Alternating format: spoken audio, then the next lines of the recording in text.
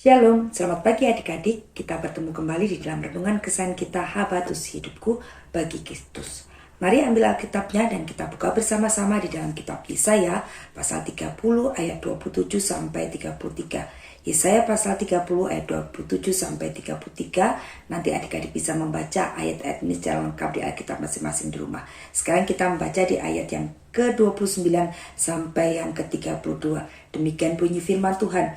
Kamu akan menyanyikan suatu nyanyian seperti pada waktu malam ketika orang menguduskan diri untuk perayaan, dan kamu akan bersuka hati seperti pada waktu orang berjalan diiringi suling hendak naik ke gunung Tuhan, ke gunung batu Israel. Dan Tuhan akan memperdengarkan suaranya yang mulia, akan memperlihatkan tangannya yang turun menimpa dengan murka yang hebat dan nyala api yang memakan habis, dengan hujan lebat, angin ribut, dan hujan batu. Sebab Asyur akan terkejut oleh suara Tuhan pada waktu ia memukul mereka dengan gada. Sebab setiap pukulan dengan tongkat penghajar yang ditimpakan Tuhan ke atasnya akan diiringi rebana dan kecapi, dan ia akan berperang melawan Asyur dengan tangan yang diayunkan untuk peperangan.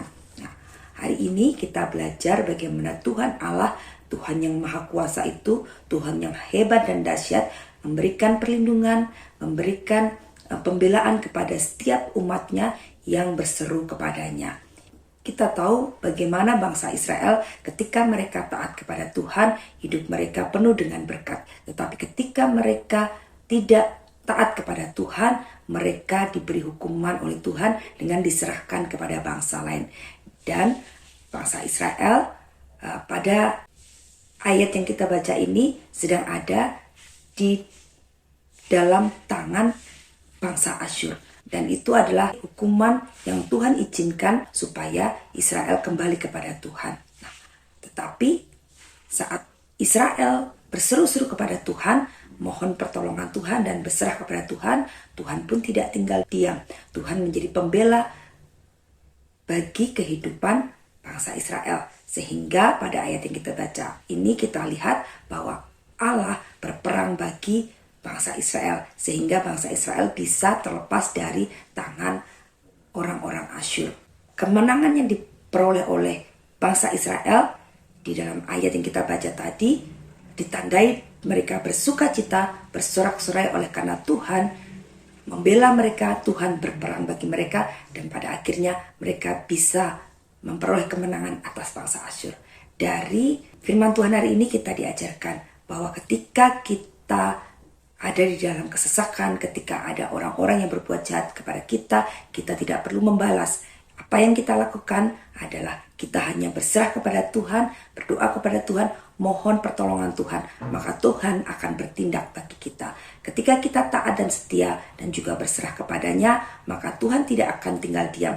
Ketika kita melakukan kebenaran firman Tuhan dan kita terus hidup di dalam kehendak Tuhan, rencana Tuhan, dan kita melakukan apa yang benar di mata Tuhan, maka ketika orang lain melakukan hal-hal yang jahat di dalam kehidupan kita, maka Tuhanlah yang akan menolong kita.